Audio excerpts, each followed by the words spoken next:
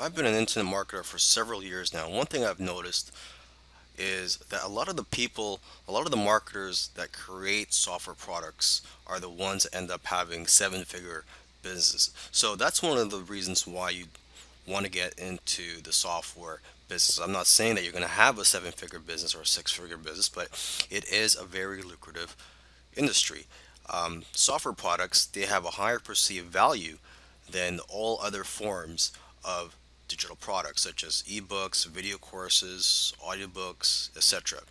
And another advantage to getting into the software business is the barrier to entry. There's not much competition out there. If you create a software product that's, you're not going to have much competition with that compared to other forms of products. For example, if you write a how-to book on a certain topic, you're going to have lots of competition for that book. There's going to be lots of other people that's going to write something on similar topic. Okay. Now, this course will cover the following topics. It's going to cover how to come up with ideas for your software product, how to come up with the features to include in your software product, how to find software programmers to create your software product, and how to manage your project. Coming up with ideas for your software. So before you create a software product, you need to know what it's going to bring to the table. You need to know what problems it's going to solve, because that's what what software tools do, is that they solve problems or potential problems. Okay, so first let's start with ourselves. Okay, do you have a problem in your business or personal life that can be solved with a software tool? Because let's face it, if you have a problem, I'm pretty sure there's going to be other people out there with similar problems as you. Okay, so your problem is not unique to yourself. You must also know your target audience that you plan to sell your software to. So basically, it comes down to two things. Okay, consumers have a particular problem that needs to be solved, and two, they are looking for something that will make their life easier. Okay, you can also look at social media, forums, and your customer base to get an idea of what types of problems your customers or potential customers have and what they're willing to pay for. Because most of the time, people will tell you what they want, and if you give it to them, they will buy it. Okay, and oftentimes it's simply a matter of taking something that already exists and making it better, or expanding on the current software. So you got to ask yourself, what software out there has room for improvement? Okay, and you got to remember this: it's not about just creating and selling software products. There's a lot of money to be made in selling software products. Don't get me wrong, but it's also about knowing what software products to create. So that's why it's important to know your target audience and know what it's like to be in their shoes. All right, so let's talk about coming up with a list of features and details of what your software is going to include. Okay, you got to remember to keep it simple though, because it's not about how many fancy features and buttons that your software has. It's about how the software can benefit the user. Okay, because sometimes it's the most simple software that can become a best selling product.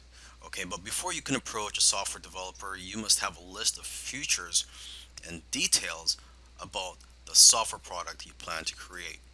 Okay, so to get ideas, you can look at other software products in a similar industry. And also, what you can do is go to a website called hotscripts.com. And this site includes programs and scripts in every popular programming language. So this is a great way for you to get familiar with the different types of software out there. And you could also read the reviews for the various software products on that site. And basically, the more knowledge that you have, the better the software you can have developed. Now let's talk about finding software programmers for your project. Now, there are various sites that you can go to find programmers where they will bid on your projects, and you can select the programmers based on the best price. But remember, you have to also make sure to select programmers based on their skills, and how well you feel comfortable working with them. Okay, so I've listed a few sites, the most popular sites where you can find programmers. There's rentacoder.com, elance.com, scriptlance.com, and guru.com. And you can also go to coding forums or other types of forums where programmers hang out to find people that are passionate about creating software products. Okay, so now when you visit these sites where programmers could bid on your projects, you have to know how to present your project. So make sure to first review how other people are listing your projects and how they are describing them on these sites. Okay, and you have to also be very careful. You don't want to give out too much information about your project because you don't want people stealing your ideas. So, when you first post a project, the information that you should reveal at first is what is needed for the programmer to know if your software product is something that they are qualified to work on. When you're working with your programmer, you have to be very clear on what you want and be specific with the details. So you have to make sure you've done your research already before you hire someone to start working on your project. Okay, and you should also find out how long after they finish creating your software will they be able to fix any bugs. So, in my opinion, it should be at least 6 months after they've completed the software, where they could still fix anything that's wrong with your software. Another thing you want to do when you're creating a software product is not to just outsource everything to the programmer and then just be hands off. I mean, you really have to get involved and get your hands dirty if you really want this to be a successful software product. Okay, and instead of just telling them to just create your software product, you should break it down into smaller tasks so that it is easier to work on, and it'll be better for you to basically monitor the progress of your software product. Okay, so for example, you can have weekly or bi-weekly tasks or goals for them to complete to make it easier for you to manage this project.